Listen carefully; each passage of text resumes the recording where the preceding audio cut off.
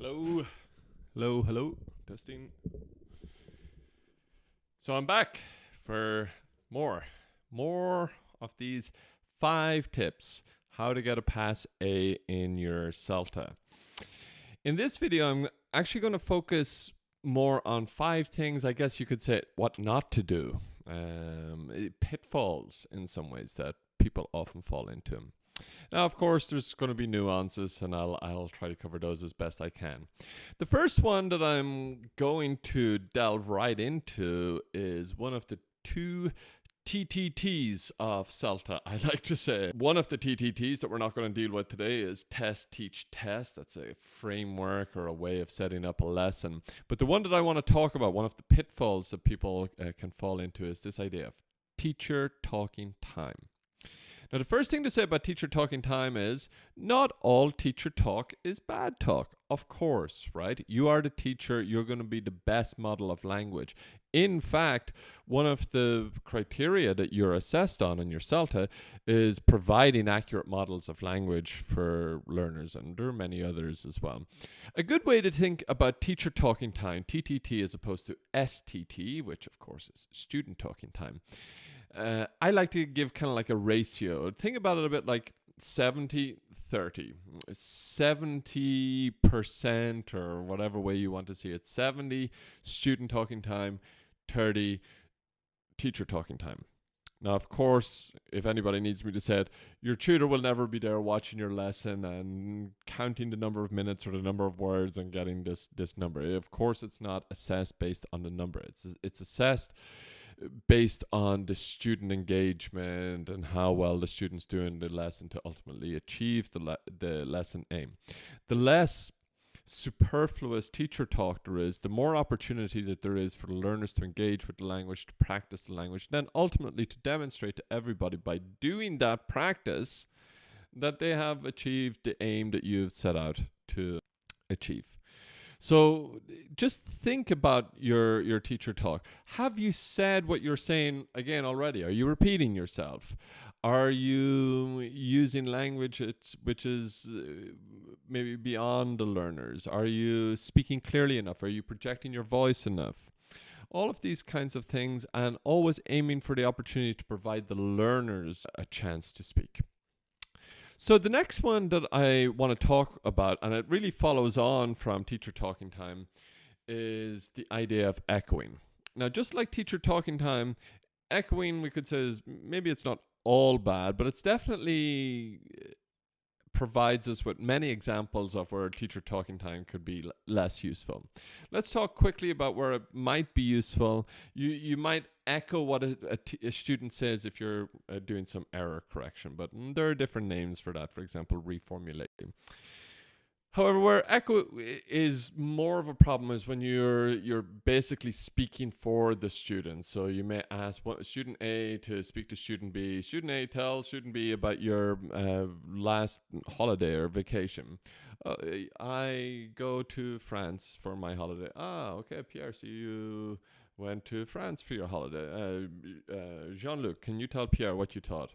So basically the student says something, you take it, you say it, and then you involve the other student. This would be an example of echoing. It's just one example. There's a lot of literature, a lot of reading out there, and I encourage you to do a little bit more reading. Of course, as I always, my own favorite go-to book for all things methodology would be Learning Teaching. Check out what Jim Scrivener has to say in it. He gives some very good, succinct examples and worthwhile checking out. So following from echoing is the idea of grading your language. So grading your language, it's kind of like an inverse ratio or proportion, or really the stronger the level, the less you have to, the stronger the level, the less you have to grade your language, and the lower the level, the more that you have to grade your language. So let me give you an example. Say, for example, I was to say something like, it is incumbent upon me to disseminate the information. Obviously, our intuition would be that is more appropriate for a higher level than a lower level. But where does this intuition come from? Well, really, language takes on a higher degree of formality, a higher degree of precision when the words that we choose to use are what we could call lower frequency. They appear less frequently in the day-to-day of spoken language. So it is incumbent upon me, while we all may understand that, it's not really something that you say daily nor weekly nor maybe even yearly. You may not say that unless maybe you're making a joke or something, but you know, of course, maybe there's somebody watching this video and say, I use that phrase all the time. Of course, I'm just saying in general. So, you know, what could be a solution then? Well, instead of saying it's incumbent upon me to disseminate this information, kind of graded translation could be, it's my responsibility, I have to, it's important. Again, these are words that definitely you use those words on a daily basis, right?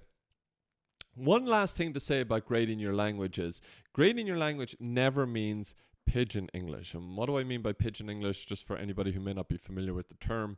Pidgin English, an example of it would be I, with you, go.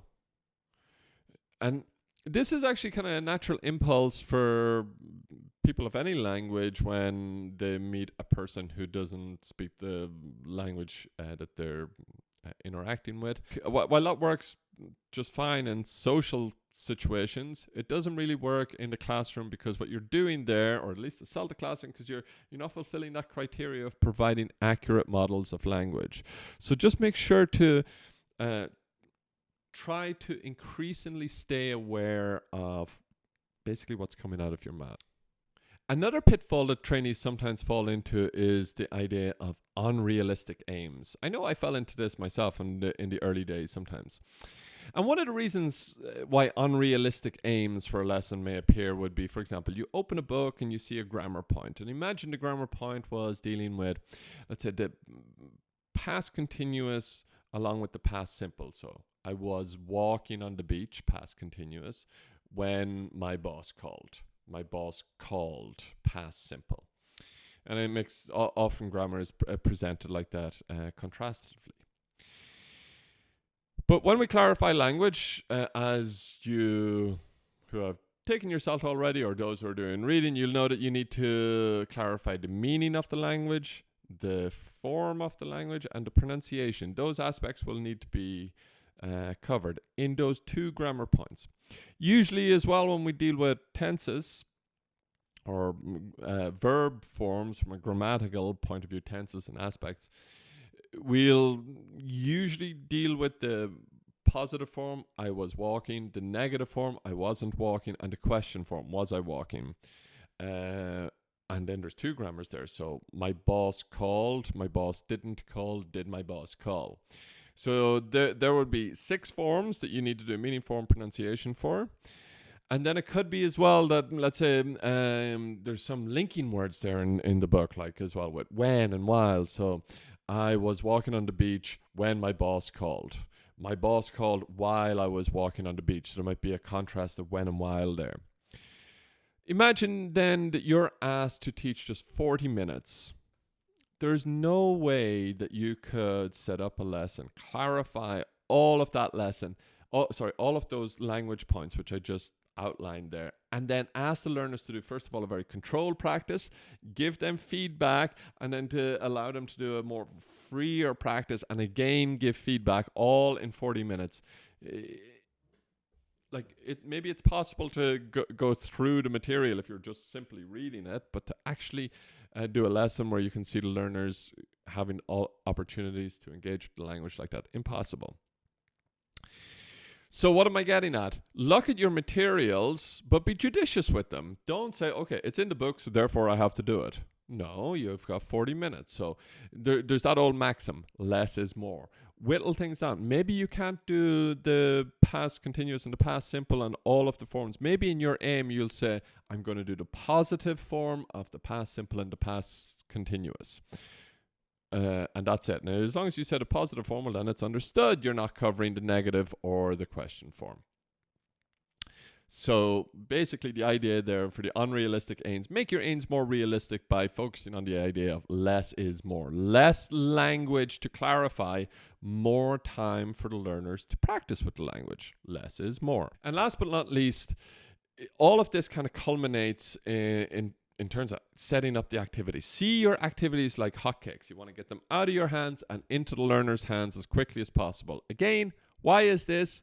Well, it gives the opportunity to focus on this 70-30 again, right? You set up the task, hand it over to the learners. It gives them the opportunity to speak, practice language, to write, whatever they're doing.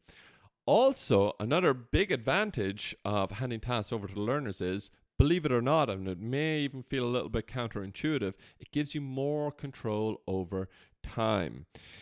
If you think about it just a little, when you're speaking yourself, you're thinking about your ideas, you're thinking about the activity. You're not temporarily constrained really when you're speaking. Your objective, your aim is to speak, to convey the information. However, if you have stopped speaking and the learners are doing something and you're observing, well, you can look at the work, you can look at the time, you can say, okay, everybody, just 2 more minutes. You can kind of corral the learners, as it were, towards the direction that the lesson is taking at that moment. So, there's 2 advantages to that one point. Handing tasks over to the learners allows you to keep the lesson student-centered and allows you to have better control over your time management. So there you have it, your 5 latest tips to get a Pass A on your CELTA. Please do like, share, subscribe to my channel. It's beginning to grow a little bit at the minute, so I really appreciate all of the support. Please do tell your friends or colleagues about this channel. And if I could make one more request, please leave a comment and especially a question, because another series of videos that I'm going to do at the moment is responding with a video to your questions and comments from the comment section. Because some people sometimes ask me, what's the best way to get in contact with you? Well, that's really the best way. Put a comment there or a question, and then I am going to respond to it in video form like this. So you get this kind of asynchronous communication with me. Also, and I'll just put it up here now, you can, of course, contact me via email. If you are thinking about taking some private tuition with me, send me an email, and if availability is there, then we can certainly look at that. Okay, thank you very much, and good luck with your CELTA.